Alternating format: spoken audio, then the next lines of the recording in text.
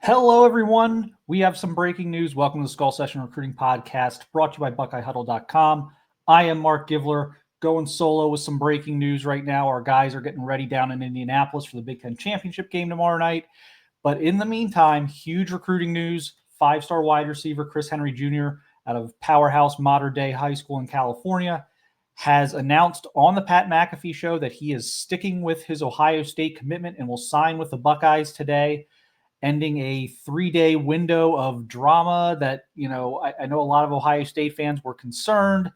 Buckeye Nation was flipping out a little bit. There were rumors around Oregon possibly landing Henry Jr. USC made a move. Texas, LSU, and West Virginia were all involved making final pitches to the five-star prospect, to the number one wide receiver in the 2026 recruiting class.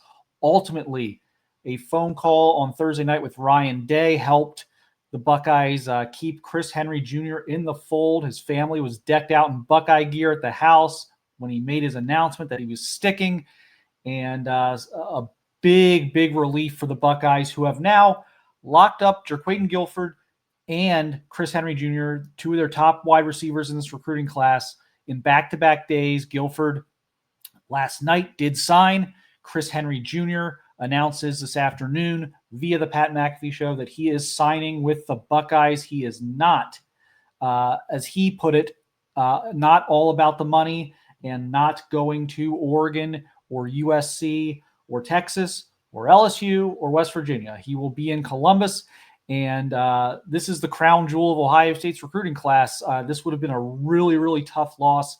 Obviously, you can understand where Chris was coming from with the Brian Hartline news, and he had 3 days to decide, so he took those 3 days. They have the window open multiple days for a reason. Chris, used the resources available to him to think this through and decide if Ohio State was still the place he wanted to be. He made it very clear on the Pat McAfee show that he was very comfortable at Ohio State, comfortable with Ryan Day. Family was comfortable there. I know his grandfather was sitting next to him. I've had a chance to talk to his grandfather a few times in person. His grandfather's a military vet, but a diehard, huge Ohio State fan. Once I saw Grandpa there sitting next to him, I'm like, man, he's not going to go to Oregon or USC with Grandpa sitting right next to him. It'll break Grandpa's heart. So Chris Henry Jr. is a Buckeye, or still a Buckeye. He never wasn't a Buckeye. He's still a Buckeye. No late flip from the nation's top wide receiver prospect.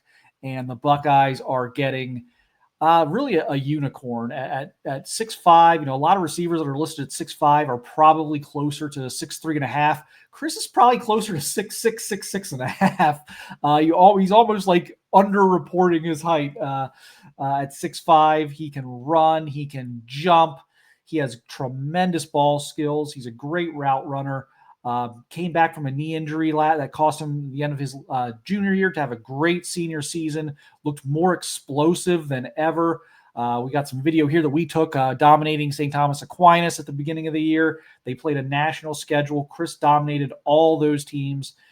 Just an unbelievable year for the five-star talent, and a guy who just has a tremendous opportunity to continue the Ohio State receiver legacy. And, it's that the Ohio State receiver legacy goes back many decades. But the latest, this last decade has been something just extra special in Columbus. The Marvin Harrison Jr.'s, the Garrett Wilsons, the Jackson Smith and Jigbas, and now you've got Jeremiah Smith and Carnell Tate, who Jeremiah we know is going to be a very highly drafted player, one of the greatest college wide receivers we've ever seen. But Carnell Tate also likely a first-round draft choice here this as early as this spring. So Chris Henry Jr. has every bit the opportunity to be that type of player for Ohio State, to be a first-round draft pick in 3 or 4 years, to carry the legacy, to be a standout in the NFL. He has all the physical tools to do it. He has the emotional and mental maturity to do it. He's a smart player. He's a hard worker. There really isn't anything in the scouting report that you can really point to. He's kind of, we said this about Jeremiah Smith, and I don't want to compare anyone to Jeremiah Smith. I made that promise that I never will. Jeremiah Smith is kind of in untouchable territory for me as far as player comps. But the one thing I think they would have somewhat in common is that if you built a wide receiver from scratch, it might look a lot like Chris Henry Jr. or, in Jeremiah Smith. I said that about as well. So Chris Henry Jr., height, athleticism, ball skills, burst, route runner, natural pass catcher, hard worker, understands the game. Father was an NFL standout before his tragic passing, has been around Jamar Chase and T. Higgins and Tyler Boyd and TJ Houshmandzadeh and Chad Johnson. He, growing up in Cincinnati, having a lot of those guys as mentors, just knows the game of football. Just a very polished player, a guy who will come in early and play, in my opinion. I think we need to get into a little bit of the expectations talk. I think we should never, ever, ever have the Jeremiah Smith expectations again for anybody. I don't think that's fair. Jeremiah Smith is truly generational, but I do think Chris Henry Jr. is ready to play quite a bit. There will, assuming Carnell Tate does leave for the NFL, there will be an open spot opposite Jeremiah Smith. I would expect Chris Henry Jr. to be able to compete for that. I would expect him to be at least as a freshman on the level of a Marvin Harrison Jr. or a Jackson Smith-Njigba. What I think is even more likely is we see more of like a Garrett Wilson type of freshman year, which was a phenomenal freshman year, but of course not up to what Jeremiah Smith did last year. I just think that's unreasonable for anybody. But I think Chris Henry Jr. has the ability and the physical talent and the physical readiness to be a instant impact guy in Columbus and be a big part of that receiver room right away, just with his size and physicality and just, going to Modern Day this year or the last 2 years and playing the national schedules they played and just in practice every day. He's got guys going to like USC and other guys Ohio State's recruiting right now in the secondary that he goes up against every day. So just truly kind of iron sharpening iron out there at Modern Day for him. So for all those reasons, I'm putting probably unreasonable expectations on him for what I would do. Normally, I would even pump the brakes even further, but I think it's going to be really hard to keep him off the field next year for the Buckeyes and think he will be a part of things. And again, could see that. I think it'll be a little bit more like Garrett Wilson, where he's kind of a secondary option, but at least to the level of like a Marvin Harrison, a Chris Olave, a Jackson Smith-Njigba, where things start to gradually throughout the year pick up.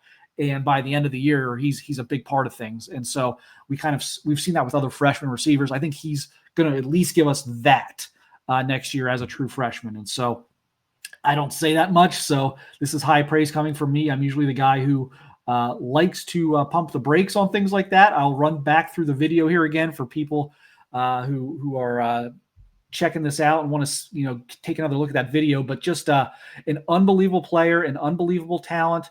Again, USC, Oregon made huge overtures late. Ohio State, probably not the highest bidder here. And Chris basically admitted that during his time on the Pat McAfee show when he made his announcement that he was sticking with the Buckeyes.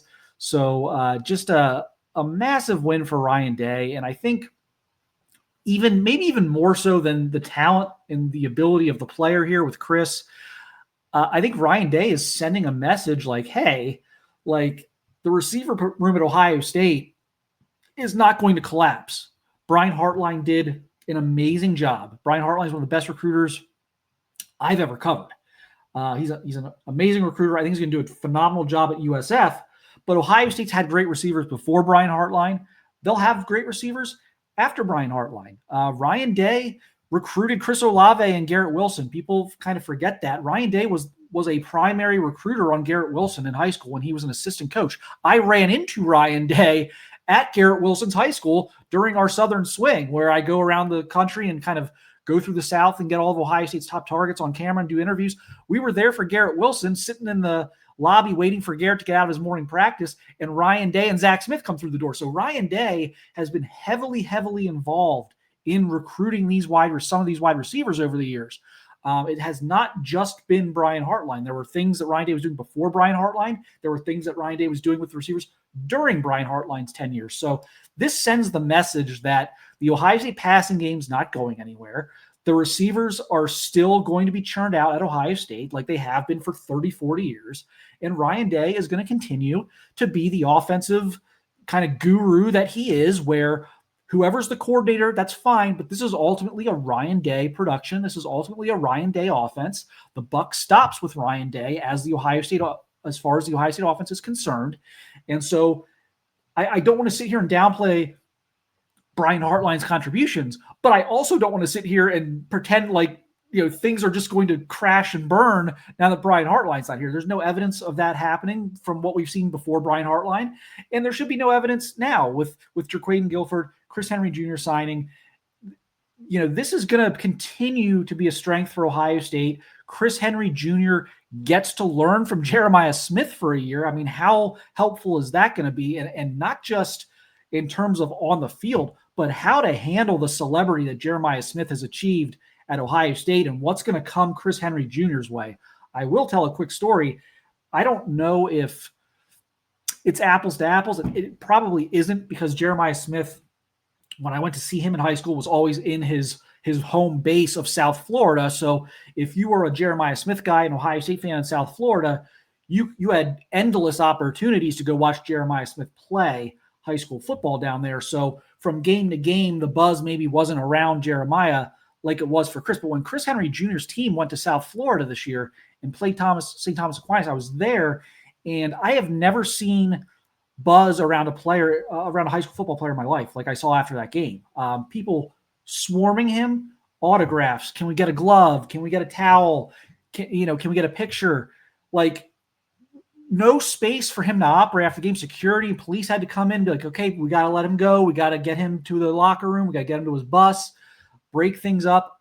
I have never in my life seen this for a high school player. I was eventually able to interview him. I was standing there with Chris after the game, and he's like, I'm sorry. I'm like, no, we're good, man. Just do what you need to do, and then we'll do the interview. And so I was able to finally interview him, but I always had security remove me. Chris had to tell him, like, no, that's my guy from Ohio. Like, that's why I've known him, since I was in 8th grade, and he's from Ohio. He's a reporter. We're doing an interview. Like, he's not like a fan trying to get at me right now. So this was I've just never seen anything like that for a high school football player after a high school football game. And so he carries, I think, almost more celebrity with him. I don't know if it's his name. Obviously, it's his ranking. He's been on the radar since he was a freshman. He got his first offer before his freshman year started. Ohio State offered him the summer before his freshman year. So maybe that's part of it. I mean, Jeremiah kind of didn't like the spotlight, and Chris doesn't really either, but I don't know why. I don't know where the disconnect was, where Chris seems to be such a more of a high school celebrity than Jeremiah was. But Jeremiah's going to be able to help him, like, okay, like, we've got Adidas deals. We know how this works. Like, here's how to do this. Here's how to do that. Here's how to operate. Here's how to kind of get some time for yourself, all those things, because the celebrity he's going to bring with him to Ohio State is almost unlike anything I've ever seen. And the spotlight's only going to get brighter. The scope is just going to get focusing on him even more. So much is going to be expected of him as a true freshman. It's going to be unfair. We're going to get the Jeremiah Smith comparisons. I'm trying as hard as I can already to get in front of that and say, don't do this to yourselves. Don't do this to the guy. Don't do this to Chris. But he's a special player, a special kid, great family, and really just a perfect fit for Ohio State. And ultimately, I'll run his tape here one more time. Just a tremendously talented receiver, tremendously talented person. So a big-time culture fit for the Buckeyes, a big-time athletic fit for the Buckeyes, and just huge news for Ohio State. I know people were down.